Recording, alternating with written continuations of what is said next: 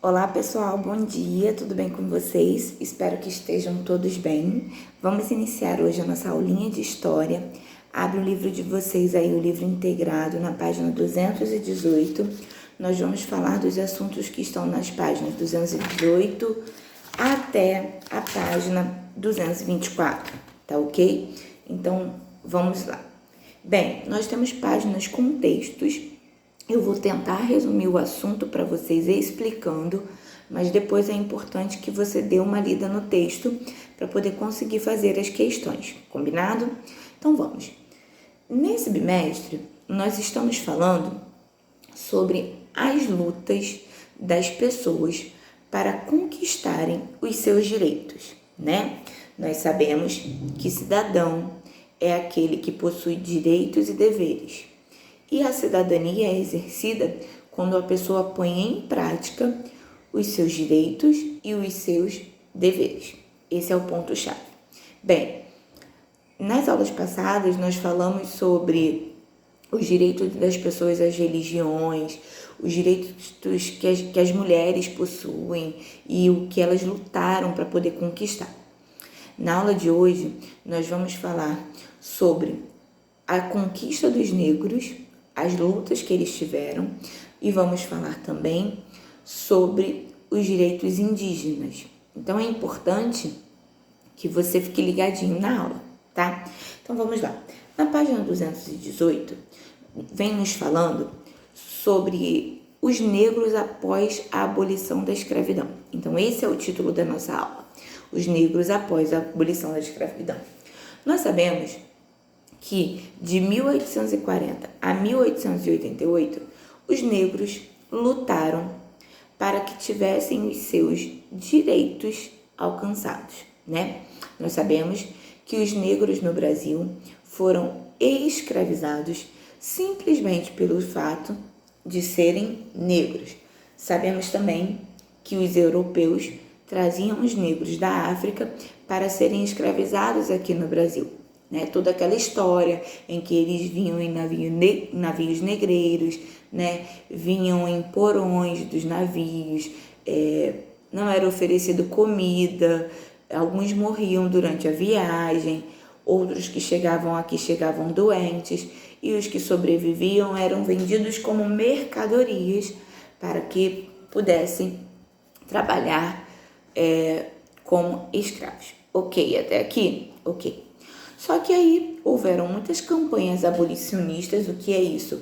Campanhas com o objetivo de que a escravidão acabasse, né? Que isso acabasse. Houveram muitos movimentos até chegar à abolição da escravidão, né? Que foi a partir da Lei Áurea assinada no Brasil pela Princesa Isabel. Ok.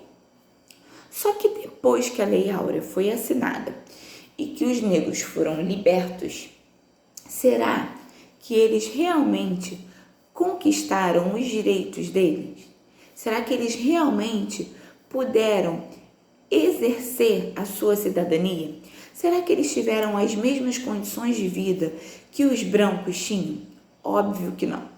Os negros, após a libertação, né, após a Lei Áurea ser assinada, eles ficaram livres, mas eles não conquistaram os mesmos direitos que os brancos, eles não tiveram as mesmas condições que os brancos.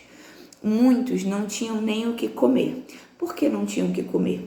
Porque eles não encontraram trabalho após a libertação, e aí eles ficavam nas ruas, porque onde eles trabalhavam era o lugar onde eles conseguiam comer, né?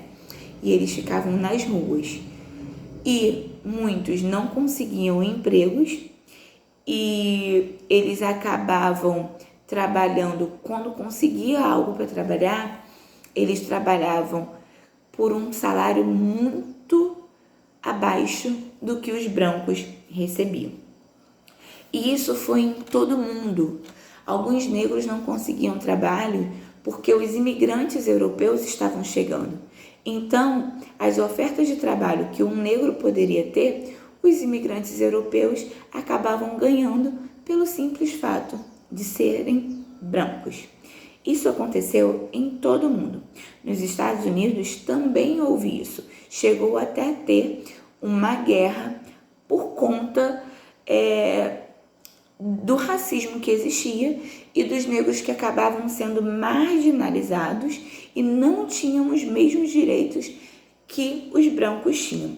Eles eram perseguidos, eram torturados, existiam grupos racistas nos Estados Unidos que acreditavam que o homem branco era superior ao homem negro. Então, o que a gente pode resumir nessa parte dos negros após a abolição da escravidão é que os negros não tiveram de imediato os mesmos direitos que os brancos. E aí fica uma pergunta para vocês. E hoje, nos dias atuais, os negros possuem os mesmos direitos que os brancos? É de se pensar. Nós vimos recentemente um caso no futebol em que o jogador Neymar foi vítima de racismo. Neymar é um homem rico, milionário. Neymar possui status, Neymar possui fama, Neymar mora em lugares privilegiados, tem casas em lugares privilegiados e mesmo assim Neymar foi vítima de racismo. Será que hoje os negros possuem os mesmos direitos que os brancos? Vamos pensar nisso. Bem, na página 219 vem trazendo o assunto de segregação racial. O que é segregação? Segregação significa separação. Quando eu falo de segregação racial, eu estou dizendo que um grupo acaba sendo separado de outro grupo por conta de sua etnia, ou seja, por conta de não possuir a mesma origem. E aí, no caso dos negros, eles acabam sendo separados dos brancos por conta da cor de sua pele. Isso é a segregação racial. Isso aconteceu muito em diversos países, Estados Unidos, Austrália, África do Sul. Os negros eram separados dos brancos por conta da cor de sua pele. E aí eles não podiam frequentar os mesmos lugares, eles não poderiam ir aos cinemas, eles não poderiam ir a restaurantes. Existiam placas dizendo que ali os negros não poderiam estar, os negros não poderiam casar com pessoas brancas, tudo por conta de sua cor de pele, né? E existia até uma lei chamada Lei Anti-Miscigenação. O que é isso? Essa lei proibia o casamento entre negros e brancos. Então as pessoas viviam numa exclusão social por conta de problemas econômicos, por conta de morarem em bairros mais pobres. Óbvio que os bairros mais pobres foram formados por pessoas negras, porque as pessoas brancas moravam nos bairros mais nobres, mais privilegiados. Então, a segregação racial é a separação, se separa os povos por causa das etnias. Então, brancos eram separados de negros, brancos acreditavam ser superiores aos negros, ok? Na página 220, nós vamos falar sobre as lutas pelos direitos civis. Bem, houveram pessoas importantes que lutaram pelos direitos civis. Uma delas foi Martin Luther King. Ele era um pastor batista e ele teve uma grande influência na luta pelos direitos dos negros. Ele não concordava com as desigualdades que os negros sofriam e lutou muito através de protestos por conta dos direitos. Ele queria que os direitos dos negros fossem respeitados. Aliás, ele queria que os direitos das pessoas fossem respeitados, independente de serem negros. E é isso que a sociedade vem buscando ainda hoje, os direitos serem respeitados. Uma outra pessoa também que lutou por isso e que participou dessa desobediência daquelas leis que protegiam os brancos foi Rosa Parks. Ela se recusou a levantar de um lugar, de um assento, para ficar de pé para o homem branco sentar. Ela se recusou. Era forma de protestar. Então, eles lutavam pelo fim da segregação racial. O que é isso? Eles lutavam pelo fim dessa separação de etnias. Não, negros e brancos deveriam possuir os mesmos direitos e deveres e não serem separados por conta de sua cor de pele, ok? Alguns desses protestos que Martin Luther King fazia, dessas reuniões, dessas campanhas para poder alcançar os direitos, elas foram perseguidas, eles foram atacados com violência, policiais usavam cães, usavam gás lacrimogênio, tudo isso para ir contra os manifestantes. Haviam prisões, né? Mas aí o governo teve que agir, né, para poder reduzir essa desigualdade racial, tá bom? E aí nós entramos no Brasil na época de sua redemocratização. O que é redemocratização? Bem, hoje, atualmente, o nosso Brasil vive uma democracia, mas nem sempre foi assim. O que é uma democracia? A democracia é quando eu exerço direitos e deveres, eu tenho a liberdade de expor as minhas ideias livremente, desde que isso não ofenda o outro, mas eu tenho o direito de falar aquilo que penso. Mas nem sempre foi assim. Hoje eu tenho o direito de eleger os meus governantes, né, participar da política, mas nem sempre foi assim. O Brasil já viveu num regime militar. O que é isso? O regime militar era um regime em que as pessoas eram impedidas de escolher os seus governantes presidenciais. E também a liberdade das pessoas corria o risco, porque existia a censura, ou seja, era proibido algumas notícias circularem, algumas músicas, alguns filmes e alguns teatros eram impedidos de passarem as suas cenas. Então, hoje vivemos numa democracia, mas nem sempre foi assim. Fato é que nós também não devemos abusar dessa democracia, dessa liberdade. Como eu disse, nós podemos falar o que pensamos, mas nós devemos também ter um pouco de cuidado quando fazemos isso. E aí, entre os anos de 1983 e 1984, houve um movimento civil no Brasil que protestou em prol de uma lei que permitia o retorno das eleições da presidência, ou seja, eles queriam votar para o presidente. E aí, os líderes de várias regiões, né, e áreas do país se reuniram nesse evento. O nome desse evento ficou conhecido como Direta Já. O que eles queriam nesse evento? Eles queriam o direito de poder eleger o seu presidente. Eles queriam o direito de poder escolherem o seu presidente. Então, o Brasil viveu um processo de redemocratização. Tá legal?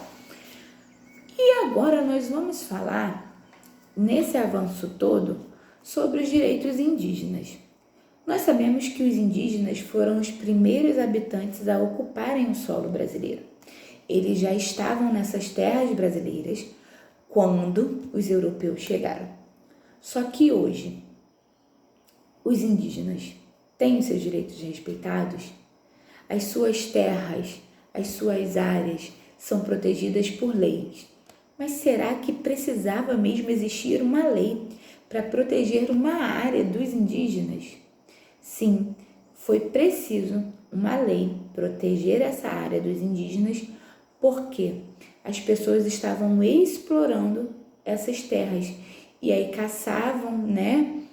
Pescavam, exploravam o minério e os indígenas não tinham a sua área e a sua cultura respeitada. Alguns eram mortos porque acabavam entrando em atritos com as pessoas que ali iam para explorar. Então, hoje, a Constituição da República Federativa do Brasil, a Constituição brasileira, ela garante lá no artigo 231 alguns direitos para os indígenas, né? Então, fato é que o que nós precisamos perceber é que os indígenas foram os primeiros habitantes do Brasil. Eles precisam ter os seus direitos respeitados, eles precisam ter a sua cultura respeitada, eles precisam ter a sua fé respeitada, porque eles fazem parte da história do nosso Brasil, foram um princípio da nossa história. Combinado? Então, eu espero que vocês tenham entendido essa parte. Agora eu vou explicar para vocês os exercícios para que vocês façam com muita atenção. Número 1, você vai assinar com verdadeiro ou falso, V para verdadeiro e F para as afirmações falsas. Então, leiam com atenção as afirmativas e assinale aí, marque aí, escrevam aí verdadeiro ou falso. No número 2 é uma pergunta. O Brasil é um país de diversidade cultural e religiosa. O Brasil possui diversas religiões e possui também na sua cultura diversas outras culturas inseridas. Essa afirmação é correta? Justifique. Então, você precisa dizer se sim ou não, se é correto ou não, e justificar o porquê. Número 3. Diferencie tolerância de intolerância. Então, você vai diferenciar. Você vai dizer tolerância quando isso acontece, intolerância quando isso acontece.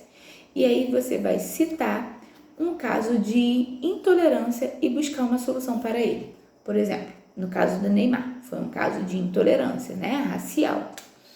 Você pode dar uma solução para esse caso, ou qualquer outro caso de intolerância religiosa que você queira citar, ok?